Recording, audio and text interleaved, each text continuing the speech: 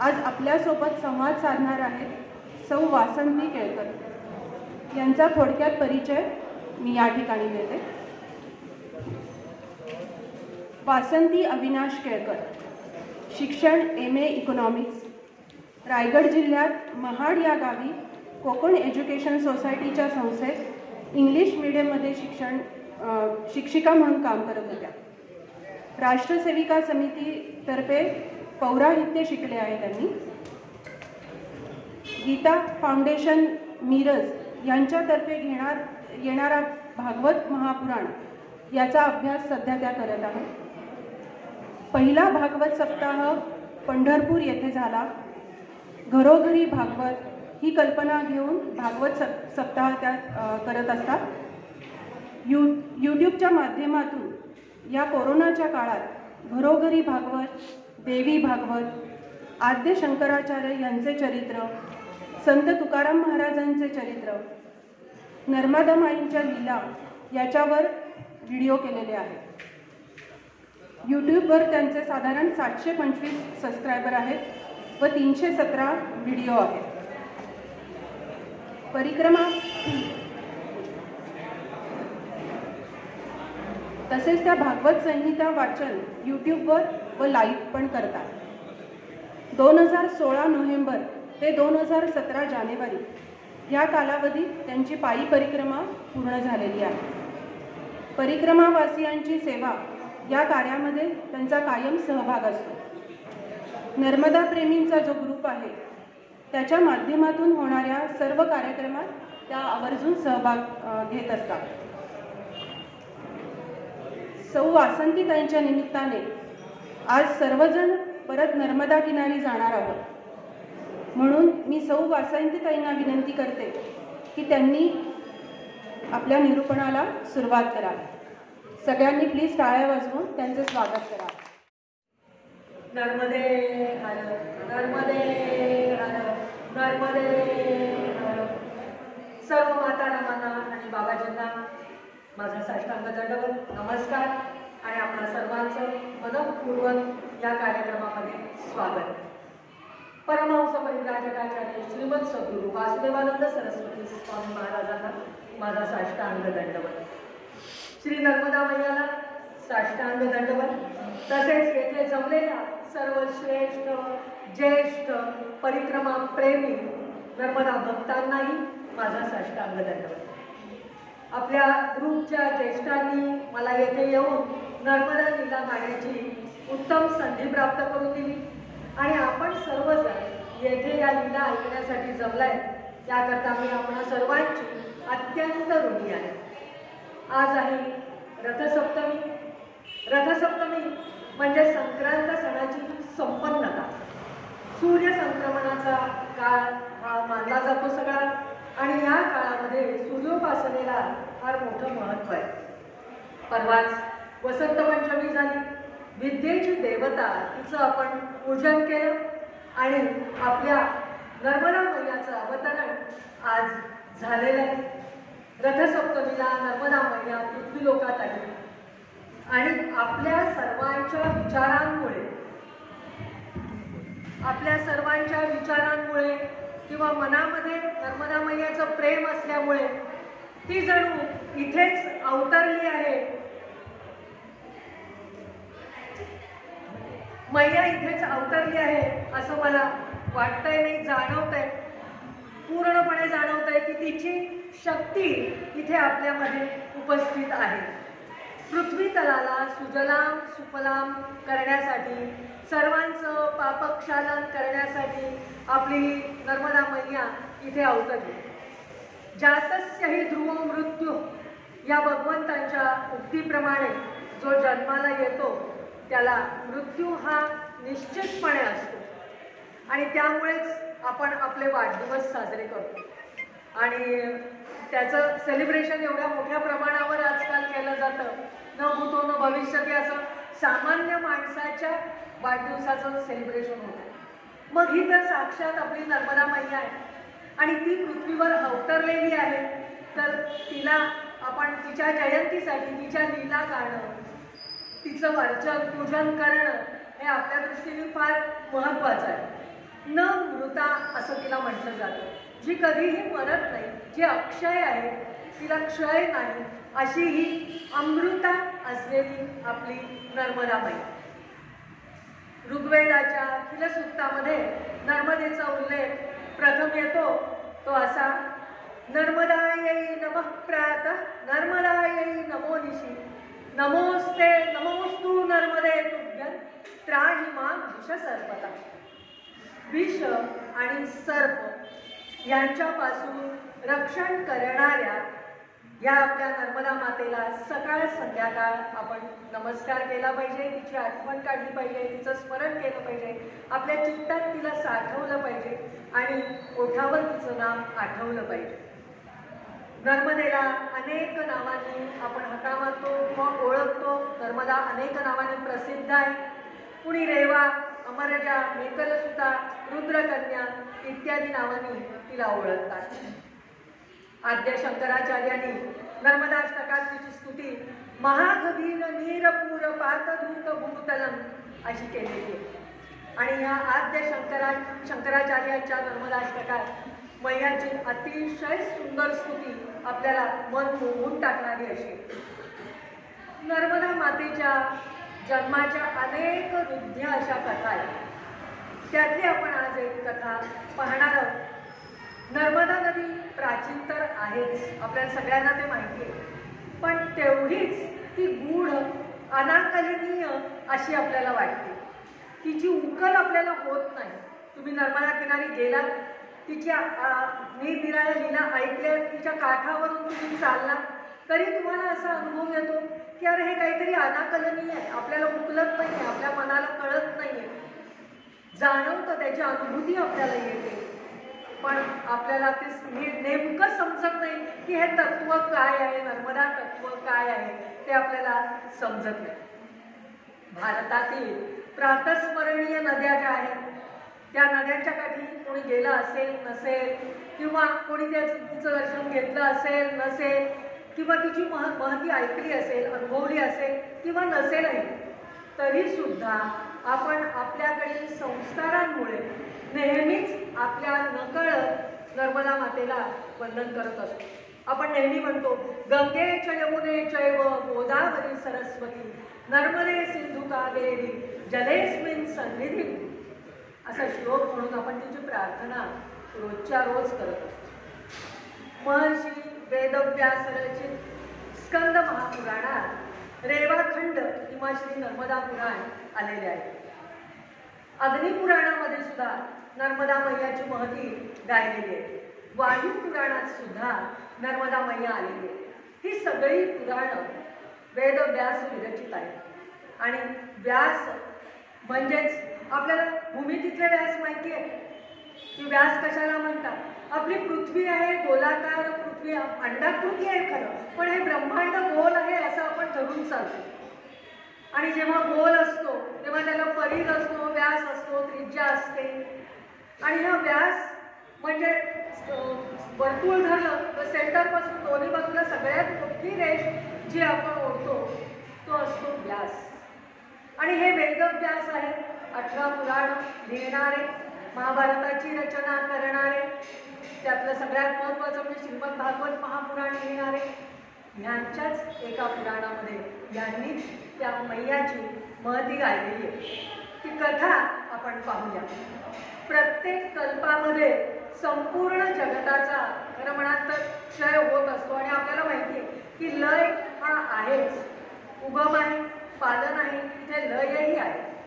पण ह्या सप्तक कल्पक्षय झाल्यावरही जिचा क्षय झाला नाही, जी न मृता ह्या स्थितीत राहिलेली आहे, ती महेश्वराची कृपा प्राप्त झालेली माहेश्वरी नर्मदा ही एकच एक अशी नदी आहे, आपली मैया आहे की जी कधीही मृत पावत नाही.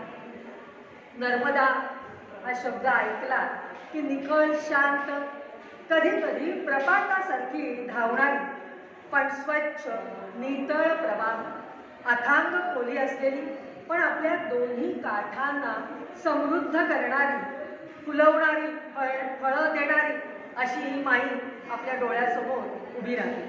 त्याचबरोबर काठावरची निबिड अरण्य सुद्धा आजही तिथे आहेत. पशुपक्ष्यांची विविधता आहे आणि त्या सर्वातील निसर्ग संपन्नता, सौंदर्य आणि तेवढीच महत्त्वाची असलेली म्हणजे तिच्या दोन्ही काठावरची असलेली संस्कृती ही आपल्याला हजारो किलोमीटर दूर राहून सुद्धा खुणावते.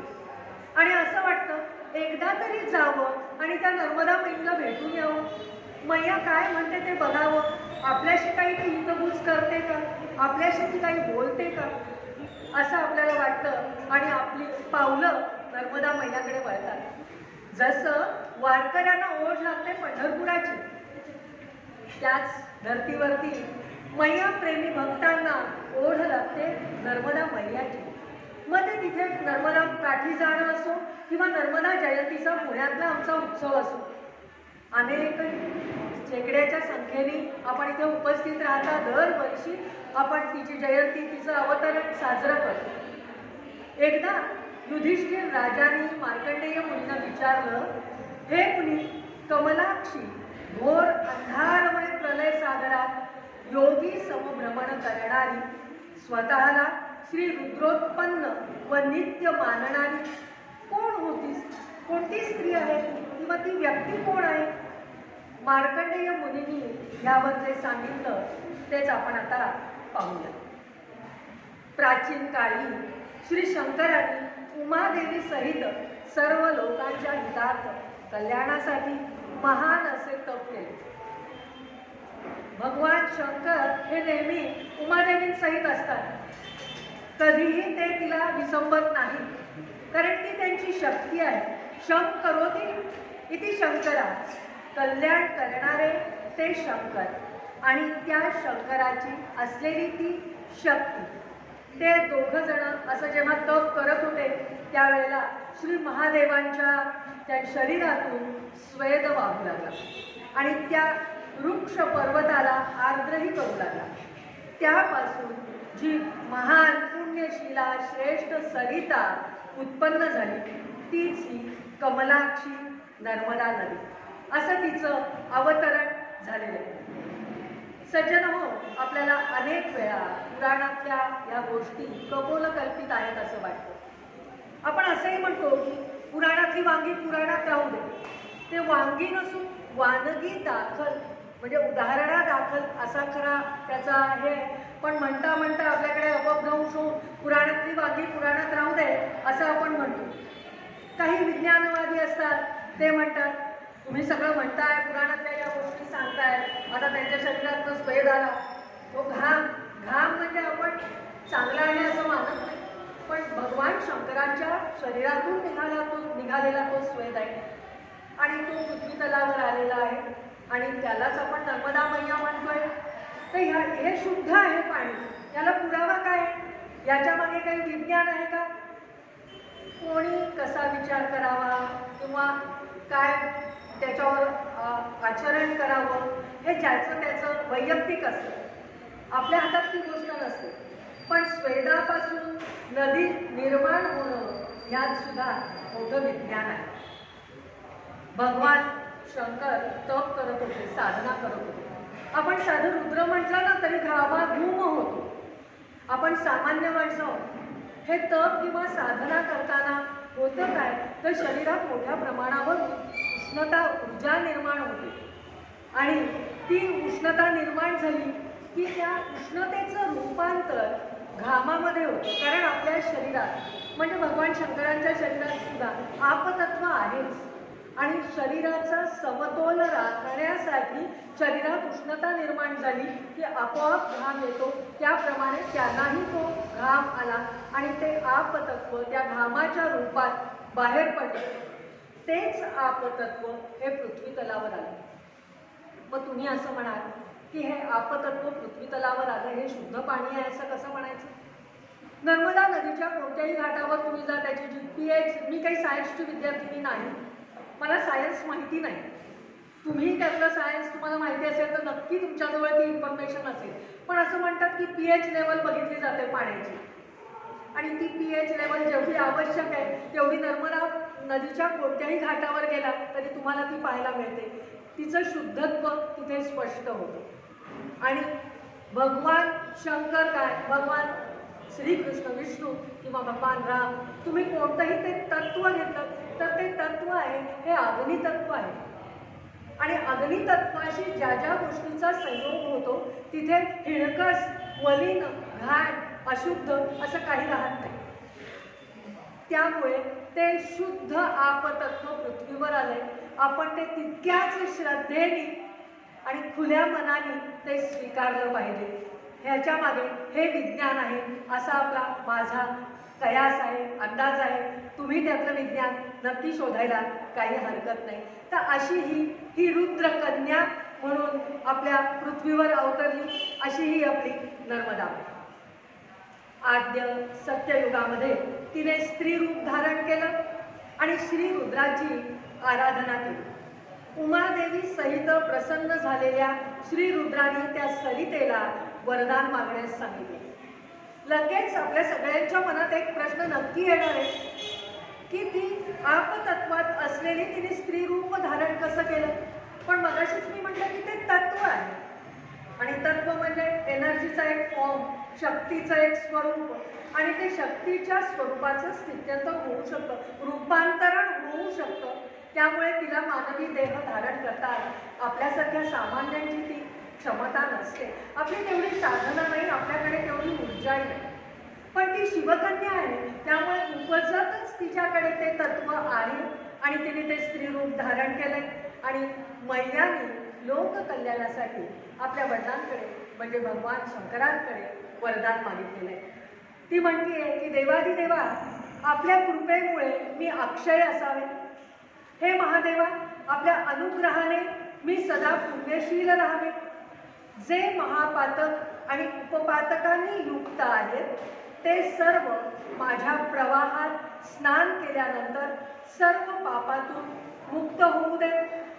स्वर्गातून आलेली गंगा ही जशी प्रख्यात झाली तशीच मीही दक्षिण गंगा या नावाने प्रसिद्ध व्हावं. पृथ्वीवर सर्व तीर्थांमध्ये स्नान केल्यास जे फळ प्राप्त होतं तेच फळ भक्तिपूर्वक श्रद्धेने भाव ठेवून माझ्या जलात स्नान केल्यानंतर मानवाला मिळू दे, अशी तिने प्रार्थना केलेली आहे भगवंताला. त्यानंतर ती म्हणते संचित झालेल्या ब्रह्महत्यादी पापांचा 1 महिन्याच्या स्नानाने पूर्णतया नाश हो. 1 महिनाभर जर तुम्ही नर्मदा जलामध्ये स्नान केलं तर ब्रह्महत्यासारखे सुद्धा पाप नाहीशी व्हावी, अशी तिने मागणी केलेली आहे भगवंतांजवळ, भगवान शंकरांजवळ. सर्व वेदांत आणि यज्ञात ते संपन्न झाल्यानंतर जे फळ प्राप्त होते ते केवळ एकदा महिन्यामध्ये स्नान केल्यावर सर्व लोकांना मिळून सर्व दान, उपवास तसेच सर्व तीर्थांच्या स्नानात जे फळ प्राप्त होतं ते माझ्या पाण्यातून उत्पन्न व्हावं. तसेच माझ्या तटावर जो मानव महेश्वराची अर्चना करेल त्याला स्वर्गलोक प्राप्त होऊ दे. हे देवा, उमादेवी सहित आणि इतर सर्व देवतांसहितही आपण या नर्मदा मैयाच्या तटावर नित्य निवास करावा. सत्कर्मी, शांत, दांत, जितेंद्रिय जीव ज्याला माझ्या जलात मृत्यू येईल तो अमरावती पुरीला जाऊ त्रैलोक्यात महापातकनाशिनी म्हणून मी प्रसिद्ध व्हावे, अशी नर्मदा मैयानी भगवान शंकरांना प्रार्थना केलेली आहे. आणि महादेवानी तथास्तु म्हणून सर्व वर मैयाला प्रदान केलेले आहे आणि ते अंतर्धान पावलेले. श्री शिवप्रभूंच्या अनुग्रहाने महावेगवान जलप्रवाहाने उन्नत झालेली श्री नर्मदा महती या नावाने प्रसिद्ध आहे. तपस्या करताना श्री महादेवांच्या त्रिशूळाच्या अग्रभागातून, भगवंतांकडे त्रिशूळ असं आपल्याला सगळ्यांना माहिती आहे, त्यामुळे त्यांना जेव्हा धर्मबिंदू आले त्यावेळेला ते त्रिशूळाच्या अग्रभागातूनही काही जलबिंदू बाहेर पडले. ती शोण नदी म्हणून प्रसिद्ध झाली. मेघमंडलासम दिग्गजांद्वारा शोभ प्राप्त केल्यामुळे कलुषत्व वहन करून नेणारी नर्मदा सरस झाली म्हणून सुरसा हे नाव तिला प्राप्त झालं. ती त्या नावाने ओळखली जाते. सर्व लोकांना अभय प्रदान करणारी तसेच संसार सागरात बुडाल्यानंतर किंवा बुडणाऱ्यांवर कृपा करणारी म्हणून कृपा हे नाव तिला प्राप्त झालेलं आहे. प्राचीन पुण्यमय कृतयुगात दिव्य मंदार वृक्षांनी अलंकृत, कल्पवृक्षांनी व्याप्त आणि फुललेल्या रोहित वृक्षांनी घेरलेली आणि मंद गतीने वाहणारी म्हणून तिला मंदाकिनी हे नाव सुद्धा प्राप्त झाले. तसंच महार्णवाच्या प्रलय जलाला भेदून इह लोकामध्ये शीघ्र आली म्हणून सिद्ध देवतांना पूजित अशी ही महार्णवा म्हणून वर्णिली जाते.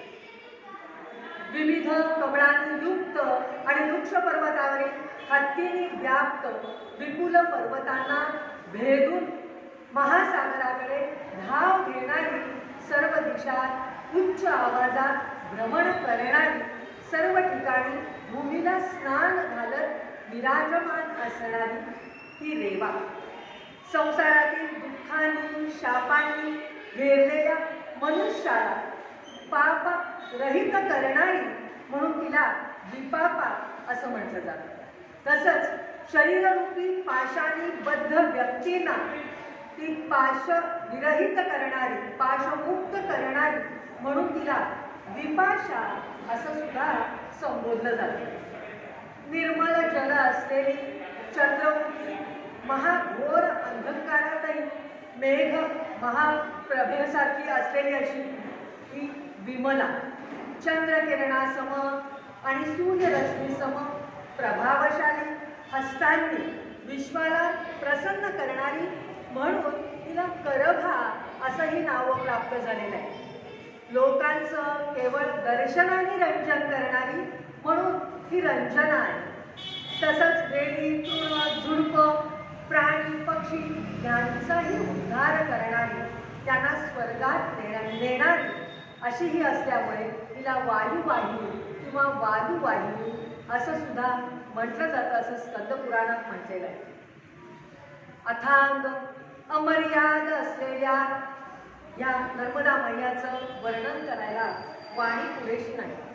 त्यामुळे ती अनंत आहे, तशीच तिची नावंही अनंत आहेत आणि ही नावं अनंत असल्यामुळे आपल्याला सगळी नावं आता इथे या थोड्या वेळात घेणं किंवा ती स्पष्ट करणं हे शक्य नाही. त्यामुळे मी आणखी थोडी पुढे सरकते.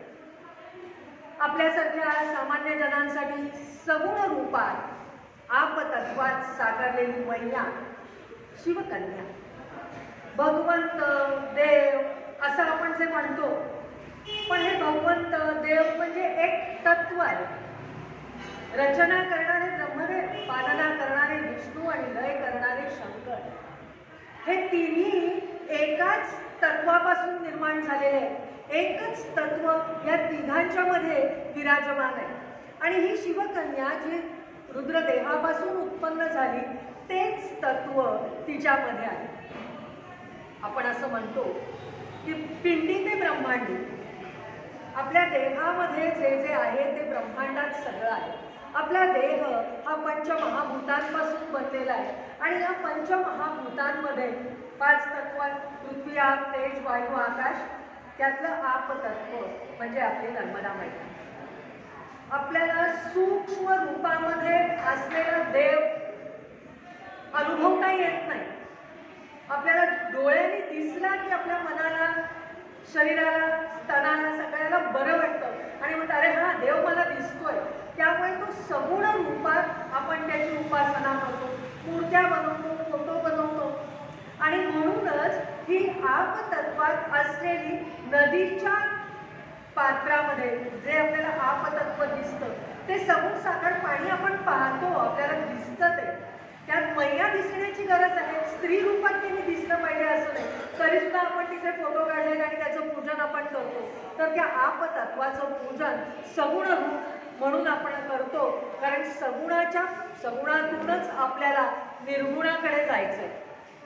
सगुणाचा आधार घेतल्याशिवाय आपल्याला निर्गुणापर्यंत पोहोचता येत नाही.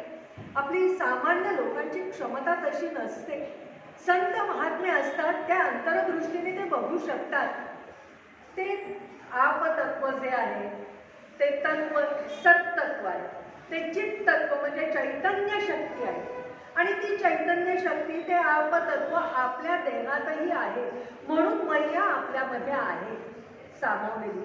त्यासाठी आपले जे सगळे बहिर्मुख इंद्रिय झालेली आहेत ती अंतर्मुख आत वळवली दृष्टी, तर आम्हाला ते चित तत्व, ते चैतन्य शक्ती, मग तुम्ही तिला भगवान विष्णू म्हणा, भगवान इंद्र म्हणा, भगवान शंकर म्हणा, काही ब्रह्म म्हणा, तुम्हाला अहम ब्रह्मास्मी आपण म्हणतोच.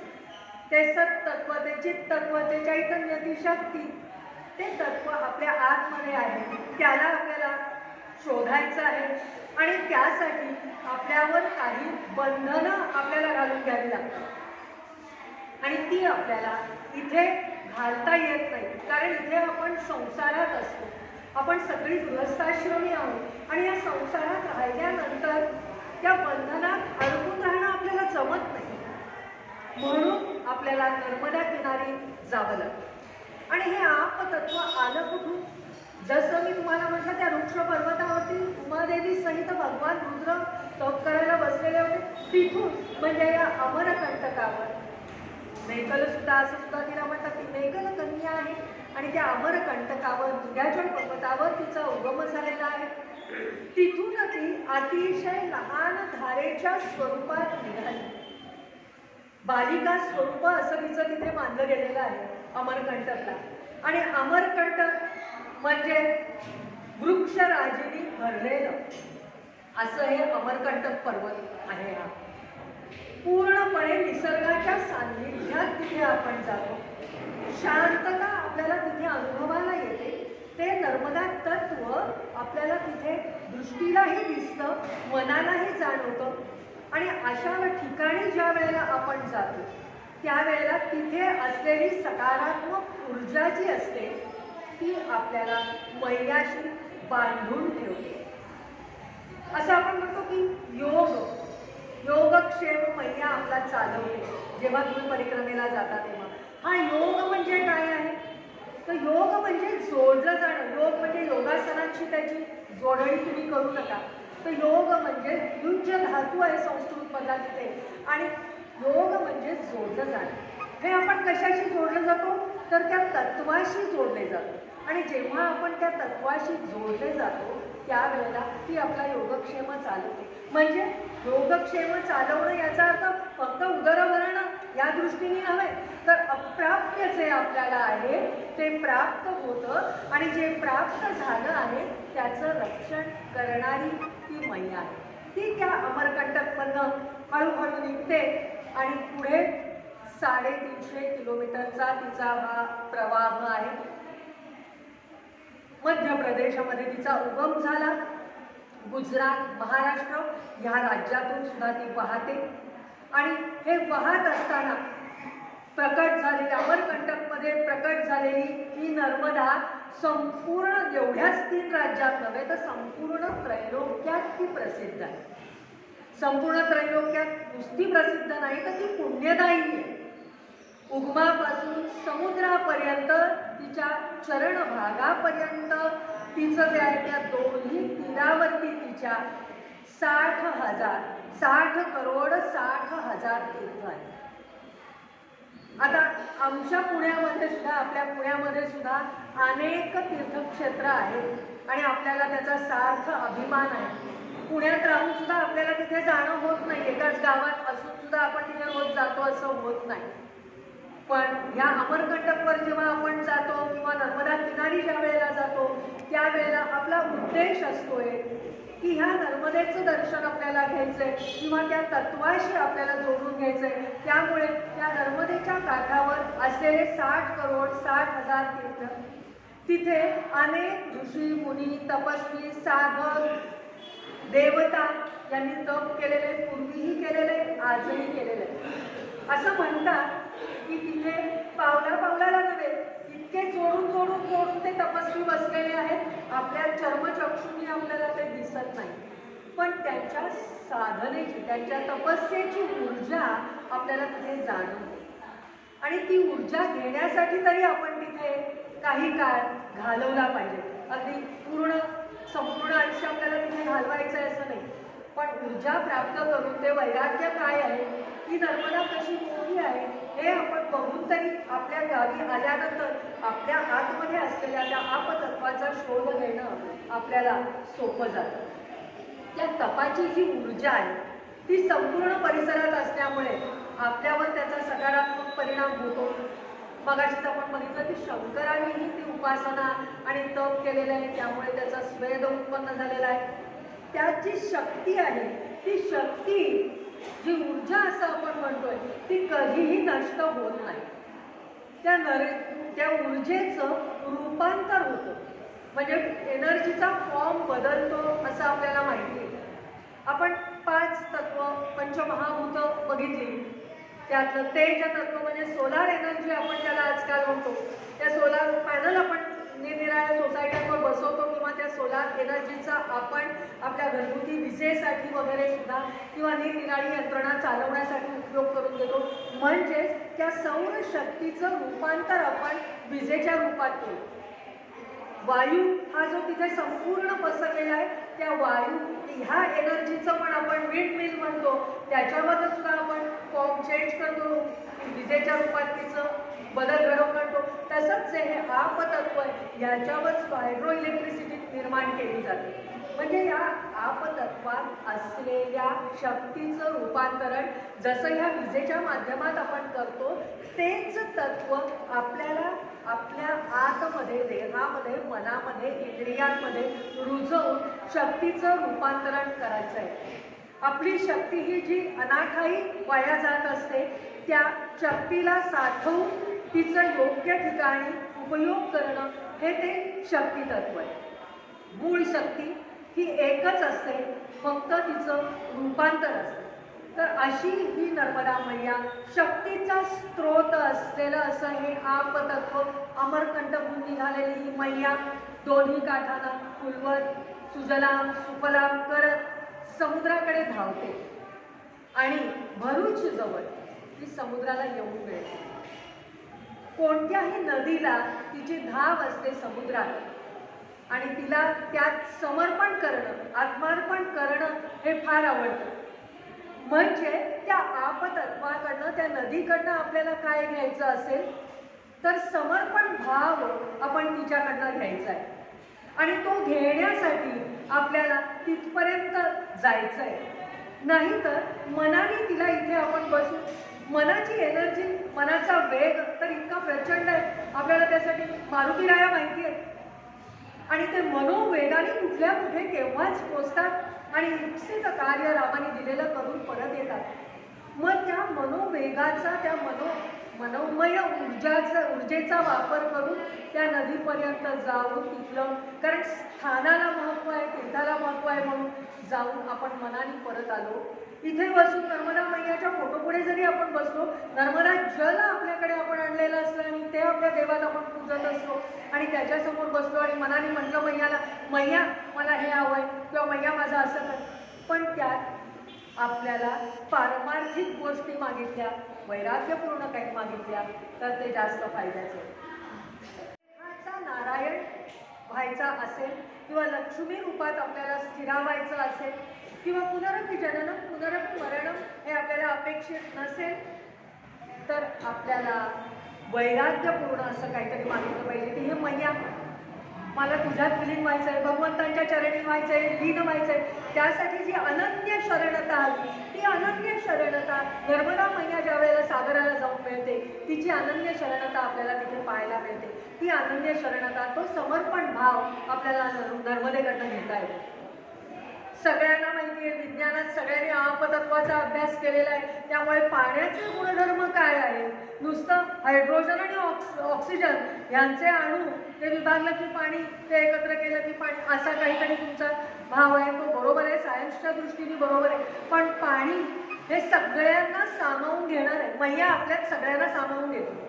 मैयाच्या काठावर कोणी उच्च नीच नाही, गरीब श्रीमंत नाही, शिक्षित अशिक्षित नाही, जात भेद धर्म, तिथे कुठलाही भेदभाव नाही, असं हे तत्व आहे.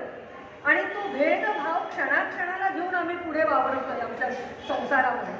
तो भेदभाव आम्हाला सोडता आला तर आमचं कल्याण मैया नक्की निश्चितपणे करणार आहे. त्यामुळे ते तत्व आपल्याला तिथे पाहायला मिळतं. सगळ्यांना सामावून घेणं, त्याचबरोबर जे ज्याच्यासारखं पाण्यात जो रंग मिसळावा तशी मैया होऊन जाते. आपला भाव जसा आहे तशी मैया आपल्याला दिसते. त्यामुळे प्रत्येकाच्या मनात उठणारा भाव वेगळा असतो आणि तशी मैया प्रत्येकाला दिसते. मैया ज्या वेळेला तिच्या काठांना फुलवते फळवते, जर तुम्ही मध्य प्रदेशात गुजरातमध्ये बघितलं तर तुमची दृष्टी पोहोचत नाही तिथपर्यंत हिरवंगार शेती पिकलेली दिसते. त्याच्यावरती तुरीची असतील शेती असेल तर पिवळी लाल फुलं असतात, कापसाची असेल तर पांढरे हिरवी मिरची निरनिराळ्या रंगाने संपन्न. सकाळच्या वेळेला तुम्ही जात असलात तर सूर्याची किरणं त्याच्यावर पसरलेली असतात. असं निसर्ग सौंदर्य म्हणजे ते आपतत्व, ते पाणी, त्या सगळ्या परोपकार करण्यासाठी, लोकांना अन्नधान्य पुरवण्यासाठी, नुसत्या परोपकारासाठी ही अमरकंटक म्हणून निघालेली आहे. लोकांसाठी लोकोपकारक अशी ती आहे. पुरलो उपकारापुरता असे आपलं जसं संत म्हणतात तशी आमची मैया फक्त उपकारापुरती आहे. आणि तो परोपकार करण्याचा एवढासा जरी भाव आम्हाला आमच्या त्या मैयाकडून मिळाला तरी आमचं जीवन सगळं धन्य होऊन जाईल. म्हणजेच तिचं वैराग्य सुद्धा तेवढंच आहे. ती कशाला लिप्त नाही आहे, ती पुढे पुढे पुढे पुढे जाते. मागच्या गावांमध्ये ती गुंतलेली आहे का तर नाही, पण आम्ही मात्र पुढे चाललो. आमचं वय पुढे पुढे पुढे जातोय, काळ पुढे पुढे जातोय आणि आम्ही अजून मागेच गुंतलोय. आमचा संसार काय, आमची मुलं काय, आमची बाळं काय, माझं घर काय, माझं हे भांडं गेलं का, ते दूध आलं का. आमचा संसार सुटत नाही. आणि हा संसार सुटायचा असेल, वैराग्य आपल्याला प्राप्त व्हायचं असेल, ती विरागीपणा, तो साक्षी भाव आपल्याला जर स्वीकारायचा असेल तर मैयाच्या सहवासात काही काळ आपल्याला घालवायला पाहिजे. आपण अमरकंटकला मैयाचा उगम बघितला. त्या अमरकंटक पर्वतावर ज्वालेश्वरादी तीर्थ आहे, श्रेष्ठ दारुवन, चरुका नदीचा शुभ संगम आहे. नर्मदेच्या उत्तरेला चरुकेश्वर तीर्थ, दारुकेश्वर, व्यतिपातेश्वर, कोटी तीर्थ अशी अनेक तीर्थ आहेत. अमरेश्वरच्या बाजूला 108 शिवलिंग आहेत, त्यापैकी वरुणेश्वर प्रमुख आहे. ही सर्व तीर्थ आहेत ही पापाहारी आहे. मांधाता गावाच्या बाजूला सिद्धेश्वर, यमेश्वर, ओंकारेश्वर, क्षेत्राच्या पूर्व भागात श्रेष्ठ केदार तीर्थ, त्याच्या जवळच पापनाशक असलेलं स्वर्गद्वार आहे. ब्रह्मेश्वर नावाने प्रसिद्ध आहे हे स्वर्गद्वार. त्याच्या पुढे सप्त सारस्वत आहे. रेवाच्या दक्षिण तीरावर सावित्र सोमतीर्थ अशी 8 रुद्रस्थानं आहेत. थोडक्यात या पर्वतावर करोडो रुद्र आहेत आणि त्यांच्या अर्चनाने, पूजनाने मनुष्य हा पापमुक्त होत असतो. मनुष्य अविद्येने किंवा अज्ञानवशाने तो अनेक पाप कळत नकळत आपल्या हातून घडत असतात. आपण हेतूतः पाप करतो असं नाही, पण आपल्याकडून ती घडून जातात आणि अशी जी झालेली पापं असतात ती सगळी पापं मैयाच्या किनाऱ्यावर गेल्यानंतर मैयाच्या जलाचं प्राशन केलं, मैयाच्या जलात स्नान केलं की त्यातून तुम्हाला मुक्ती मिळते. अमरकंटक पर्वतराजाची जो पर्वत आहे त्या राजाची परिक्रमा श्रद्धापूर्वक केली जाते. पृथ्वी प्रदक्षिणा केल्याचं पुण्य या परिक्रमेमुळे मिळते. काही ठिकाणी मैया उत्तर वाहिनी होते आणि तिथे चैत्र महिन्यात, आत्ता सुद्धा तुम्हाला चैत्र महिना येईल थोड्याच दिवसामध्ये, तुम्हाला माहिती आहे महाभक्ता चालू आहे, फाल्गुन त्याच्यानंतर चैत्र येईल. चैत्र महिन्यात ही उत्तर वाहिनी परिक्रमा केली जाते. नर्मदा मैयाला 999 नद्या येऊन मिळतात आणि त्या जिथे जिथे मिळतात तिथे जे संगम झालेले आहेत त्या संगमांचं पावित्र्य सुद्धा खूप मोठं असतं. आपल्याला माहिती आहे की नर्मदा नदी ही कुमारी आहे आणि त्या दृष्टीने कुमारी पूजन सुद्धा आपण करतो. पण स्कंद पुराणात एक असा उल्लेख आलेला आहे आणि तो मला मुद्दा तिथे सांगावासा वाटतो की चक्रतीर्थाजवळ धूमापात नावाच्या तीर्थक्षेत्री पुरुकुत्स राजाशी तिचा विवाह झाल्याचा उल्लेख स्कंदपुराणात आहे. पुरुकुत्साची पत्नी श्री नर्मदा गृहस्थ धर्माने युक्त अशी आहे आणि त्या श्रेष्ठ संगमात ती निश्चयपूर्वक सदा राहते असं म्हटलेलं आहे. एकदा जलराजा म्हणजे ज्याला आपण वरुण म्हणतो, तो वरुण राजा आपल्या बांधवांसहित, आपल्या अंतःपुरवासियांसहित चंद्रमंडला समान मोत्यांनी युक्त, प्रवाळाच्या वेळी युक्त, इंद्रनीलमण्यांनी युक्त असा नद्यांचा जो स्वामी वरुणाने श्री नर्मदेला अर्घ्य दिले. त्यांनी अर्घ्य दिल्यावर गंगादी सगळ्या नद्या, तापी, पयोष्णी, नंदिनी, पुण्यसलिला, नलिनी आदी सर्व नद्यांनीही नर्मदेला अर्घ्य दिले. तेव्हा माता नर्मदा म्हणाली की माझ्या दिव्य संगमात स्नान करून जो तर्पण करतो, पितरांचं तर्पण केलं जातं, त्यांच्या 7 कुलोत्पन्न पुरुषांना मी निसंशय तारते. त्यानंतर जलांजली देऊन समुद्र म्हणालाय मैयाला की हे वरानने, हे देवी, तुझ्यामुळे मी धन्य आणि कृतकृत्य झालं. त्यावेळेला माता त्याला म्हणाली, हे महाभाग, हे महोदधी, तू स्वतः पवित्र आहेस. तेव्हा समुद्राने सिंहासनावर बसलेल्या त्या भगवती श्री नर्मदेचे पुन्हा एकदा पूजन केले. त्यावेळी देवतांनी सुद्धा स्वर्गातून त्यांच्यावर पुष्पवृष्टी केलेली आणि त्याच वेळी नर्मदा मातेचा हा विवाह, कुरुकुत्स राजाशी झालेला विवाह संपन्न झालेला आहे. अशी ही स्कंद पुराणात असलेली कथा मुद्दाम मी सांगितली, कारण आपण नर्मदा मातेला नेहमी कुमारी म्हणून ओळखतो, पण तिने सुद्धा गृहस्थाश्रम स्वीकारलेला आहे. तिचा सुद्धा विवाह झालेला आहे. एरंडी संगमेश्वर नावाच्या नर्मदा तीरावरील तीर्थक्षेत्रावरती अत्री आणि अनुसूया तपस्या करीत असताना त्यांना ब्रह्मा, विष्णू आणि महेश प्रसन्न झाले आणि दत्त रूपाने त्यांचे पुत्र झाले. हे सुद्धा नर्मदा किनारी असलेल्या एरंडी संगमावर. अशा नर्मदेच्या काठावरती अनेक हकीकती आहेत आणि त्या आपण थोड्याफार बघणार आहोत, कारण आपल्याला शेवटी वेळेचं बंधन आहे. आणि माझ्या इथे घड्याळ नाही आहे, त्यामुळे मला किती वाजले याचा पत्ता लागला नाही. मी बोलत राहील तर तुम्ही मला वेळेवर आठवण करा. 7 वाजत आले किंवा 7:30 काय जे असतील ते. नेमावर हे मध्य प्रदेशातील ठिकाण म्हणजे नर्मदा प्रवासातला मध्यभाग. अमरकंटकहून निघालेली ही मैया वाहत वाहत मध्यभागापर्यंत मध्य प्रदेशात नेमावर ठिकाणी आलेली. तिला नाभी स्थान नेमावरला म्हटलं जातं किंवा मैयाचं हे नाभी स्थान आहे. तिथे मैयामध्ये नाभी कुंड आहे. परिक्रमेत असाल तर तुम्हाला तिथे जाता येत नाही, पण तुम्ही असेच दर्शनाला गेला तर नाभी कुंडाचं दर्शन घेण्यासाठी तुम्ही नावेने तिथपर्यंत जाऊ शकता. त्याला निम्न आवर्त असं म्हटलं जातं, म्हणजे खालची भूमी. अमरकंटक हे उंचावर आहे, नेमावर हे त्या मानाने थोडं खाली आहे. निम्न आवर्त त्याचं अपभ्रंश नेमावर असा झाला. सिद्धनाथ तीर्थ नावाचं भगवान शंकरांचं नेमावरला मोठं देऊळ आहे. तेही अतिशय प्राचीन आहे, पांडवकालीन आहे असा त्याचा उल्लेख सापडतो.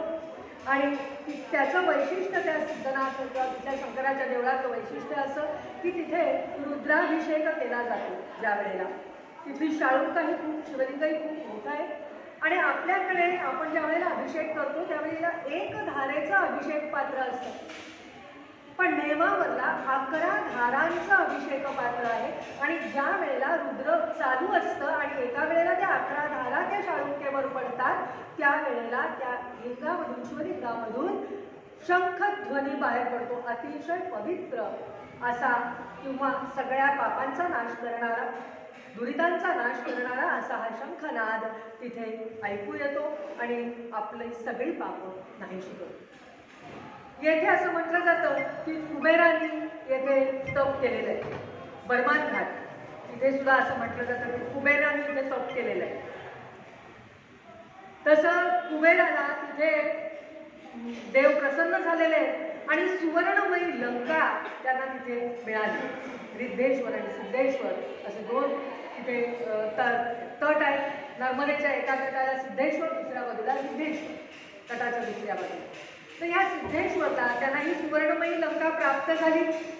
पण त्याच वेळेला असं झालं की रावणाने ती कुबेराकडून हिसकावून घेतली.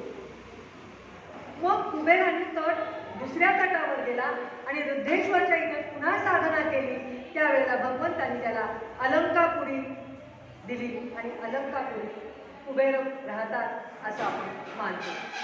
त्यानंतर ब्रह्मांड घाट म्हणजे बर्मान घाट असं सुद्धा म्हटलं जातं. इथे ब्रह्मदेवाने 24,000 वर्ष तप केलेलं आहे. महेश्वर म्हणजे पूर्वीची माहिष्मती नदी, कार्तवीर्यार्जुनाची असलेली ही नगरी. आणि इतिहासाची जर ओळख सांगायची झाली तर मल्हारराव होळकर आणि अहिल्याबाई होळकर यांच्यामुळे या क्षेत्राला ऐतिहासिक महत्त्व प्राप्त झालेलं आहे. तिथेही अनेक तीर्थक्षेत्र आहेत.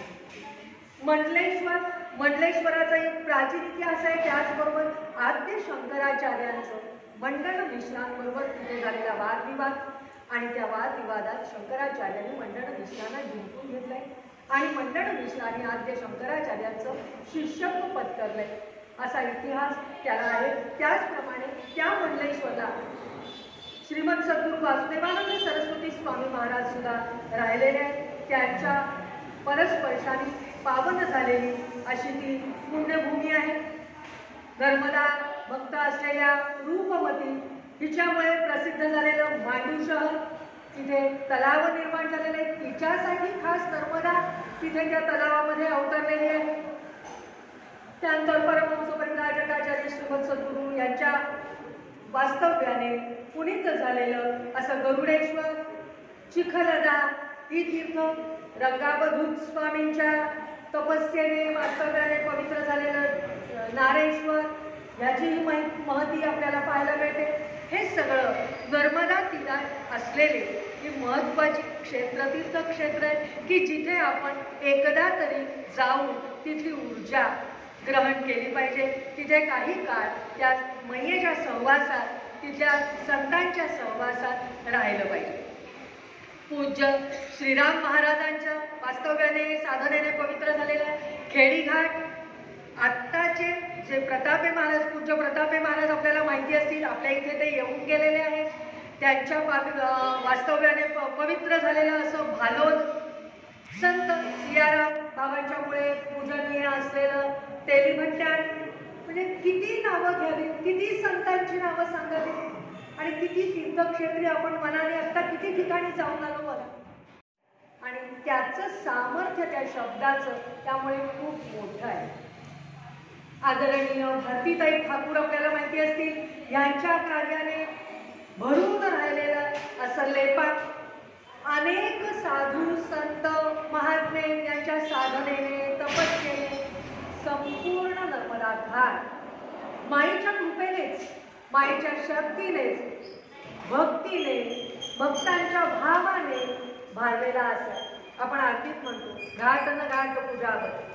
सगळ्या घाटावर विराजमान असलेली अशी नर्मदा माई. गौरी घाटावर गेला तर गौरी घाटावर सुद्धा संत शांत, बेडा घाटला बघाल तर तुम्ही तिचा प्रपात आहे, किंवा अमरकंटकला दूधसागरला बघाल तर तिचा प्रपात आहे. खडक फोडून तिला पुढे यायचं आहे आणि अशा आल्यानंतर थोडीशी स्थिरावलेली गौरी घाटावरची मैया ज्या वेळेला तिचं दर्शन घेतो आणि गंगेसारखीच तिची ज्या वेळेला तिथे आरती बघतो आपण, त्यावेळेला मन इतकं प्रसन्न होऊन जातं, तिथून पुन्हा कधी परत माघारी यावं आणि संसारात रमावं असं वाटतच नाही. अशी ही गौरी घाटावरची आमची मैया. आपण या नर्मदेच्या महात्म्याला एका तासात बांधू शकतच नाही. अगणित, अप्रमेय, अमर्याद असलेल्या ह्या नर्मदेच्या शक्तीचं आपण सगळेजण एक छोटं छोटं अंशात्मक स्वरूप आहोत. भगवंताने भगवद्गीतेत म्हटलेलं आहे की एकांशेन स्थितो जातो. सगळ्यांच्या ठिकाणी मी अंश रूपाने राहतोच. असा हा भगवंत म्हणजेच आपली मैया, भगवंतांच्या सारखी भगवत तत्व असलेलीच चित शक्ती अशी ही आमची मैया, ही सगळ्यांच्याकडे आपतत्वाच्या स्वरूपात आहेच. तिला आपण ओळखलं पाहिजे, समजून घेतलं पाहिजे, तिची अनुभूती घेतली पाहिजे.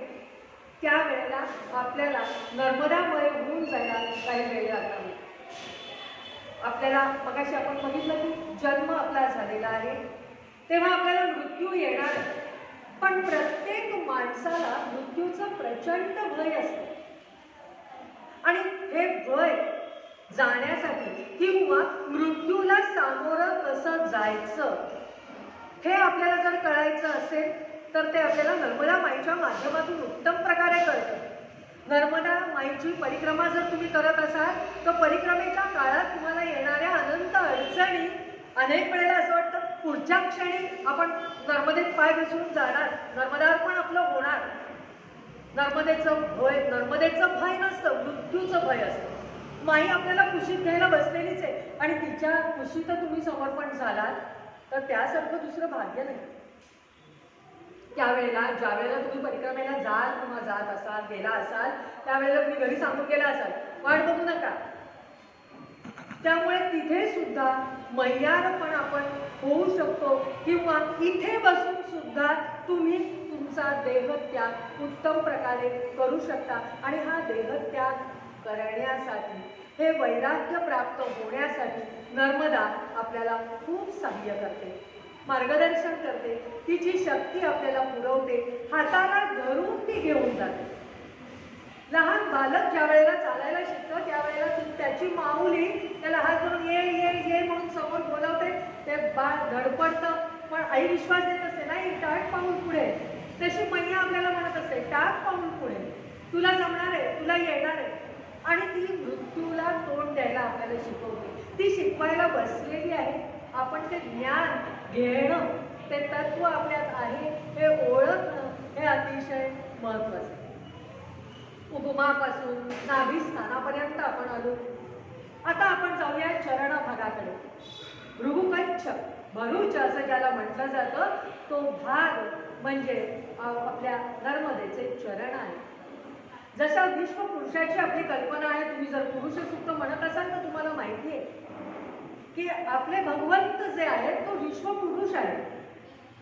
मग त्याचे भाग भगवंतांनी केलेले आहेत. त्याचं मुख म्हणजे ब्राह्मण आहे, कारण मुखाने आपण वेद ज्ञान ग्रहण करतो किंवा ज्ञान देतो, अध्ययन आणि अध्यापन करतो, म्हणून त्याला ब्राह्मण असं म्हणतात. भगवंतांचे हात बाहू म्हणजे क्षत्रिय, कारण क्षत्रियाची गरज आहे क्षेत्र रक्षणासाठी. आपला देह म्हणजे क्षेत्र आहे आणि त्याचं रक्षण करायचं असेल, तुमच्यावर जर कोणी आघात करणार असेल तर तो आघात तुम्ही कसा परतवणार आहात? मुखाने परतवता येत नाही तो आघात. तुम्ही बोलाल फार तर, पण येणाऱ्याने हात उगारलेला असेल तर त्यासाठी तुमचे बाहूच कामी येतात. त्यामुळे ते क्षत्रिय आहे. उदर आपला वैश्य आहे आणि चरण आपले म्हणजे आपला चरण भाग म्हणजे शूद्र आहे. तर अशा प्रकारे हा जो चरण भाग आहे हा अतिशय महत्त्वाचा आहे. आपल्याकडे चरणाची पूजा मानली जाते, चरण पूजा आपण करतो. आणि ह्या नीळकंठेश्वर असं प्रसिद्ध भरूचच्या ठिकाणी क्षेत्र अनेक आहे. बलिराजाने तिथे यज्ञ केलेला आहे, त्यामुळे भृगु ऋषीने तिथे साधना केलेली आहे. त्यामुळे या भृगुकच्छचं भरूचचं सुद्धा तीर्थक्षेत्र म्हणून फार मोठं महत्त्व आहे. आणि तिथे मैया आपली स्वतःचं समर्पण करते, त्यामुळे तो समर्पण भाव आपण त्या तिथून घेणं हे आपल्यासाठी भक्तांसाठी महत्त्वाचं आहे. आपण भक्त म्हणतोय, नर्मदेचे भक्त आहोत आपण, म्हणजेच आपण विभक्त नाही मैयापासून, त्या तत्वाशी आपण जोडलेले आहोत म्हणून आपण भक्त आहोत. तेच मी पहिल्यापासून सांगायचा प्रयत्न करते की आपण भक्त आहोत म्हणजे मैयाशी आपण जोडलेले आहोत. फक्त अज्ञानवशात आपल्याला ते जाणवत नाही, तर ते आपण जाणीवपूर्वक समजलं पाहिजे की मैया आणि मी वेगळे नाही. त्यामुळे मैयाची जी शिकवण आहे ती आपल्याला आचरणात आणली पाहिजे. अशा प्रकारे मैयाची जर तुम्हाला परिक्रमा करायची असेल तर हा 3500 किलोमीटरचा परिघ तुम्ही परिक्रमा करू शकता, चालत करू शकता, वाहनाने करू शकता. निरनिराळ्या मार्गाने तुम्हाला ही परिक्रमा करता येते. आज मैयावर जास्त बोलायचं, परिक्रमेवर नाही असा आदेश तिथल्या ज्येष्ठांचा होता आणि म्हणून मी मैयाची जास्त माहिती सांगितली. परिक्रमेबद्दल बरेच जण बरेच बोललेले आहेत, तुम्ही व्हिडिओ बघू शकता, ऐकू शकता, त्यामुळे ती माहिती तुम्हाला मिळतेच.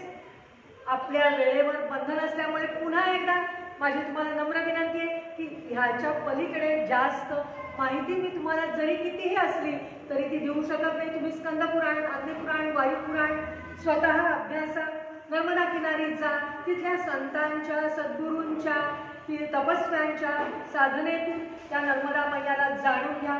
अशा या पुण्यदायिनी पवित्र अमृता अशा नर्मदेची जणू काही ही माहिती किंवा मानस परिक्रमा आपण केली, तिच्या वर्णनातून तिच्या शक्तीतून आपण ती घेतली. आणि आता थोडासा नर्मदेचा गजर करूया. तुम्हा सर्व मातारामांना आणि बाबाजींना माझा साष्टांग दंडवत. आपण अत्यंत सहनशीलतेने मी जे काही बोबडे बोलले ते ऐकलं, मला सहन केलं. पण खरं सांगू तर बोलणारी मी नाही. मी ज्या वेळेला इथे बसले, माझ्या माध्यमातून नर्मदा मैयाने आपल्यापर्यंत जे पोचवलं आणि तुम्हा सर्वांच्या हृदयस्थ असलेल्या नर्मदा मैयानीच ते ऐकलं. त्यामुळे वक्ता श्रोता नर्मदा सगळं इथे मातामय मैयामय आहे. त्यामुळे वेगळंच काही नाही. आपण गजर करूया. नमो नर्मदा मैये मा पार्वती वल्लभ